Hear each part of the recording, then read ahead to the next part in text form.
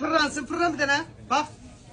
Peçatın peçatıdır. Ha, Evolution ne yazılıb arkasında? Ne bileyim nasıl yavrum. Bir tane bu modellere bakın. Dekagam da var. Fırlan. Drink, nəsə belə bir şey yazdım. Ayağına da fikir ver, dala düşün. Bax, görsün. Daldan belə görsən, qabaqdan ma belə, breakless. Qabaq sadədir. Bax, görsünüz, buyurun. La bax, ləzzətli. Əlimdəki isə 20 manatdır.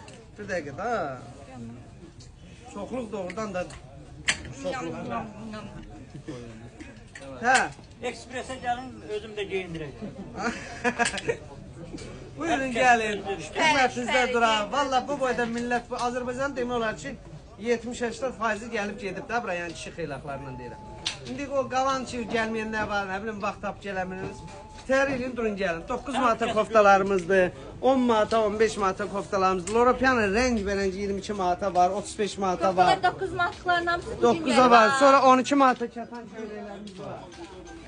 Bax, buna bax, 12 manat, 15 manat, 18 manat, buna bax. Buna bax, 12 manat. Yox, bu quşlardım, hə, 12 manat. 3 manata short krer gəlib, Hani? 3 manat, 4 manat, 5 manat. 3 manat, 4 Sağ olun manat, var 5 ol, manat. sağ ol var ol. Sağ ol var ol.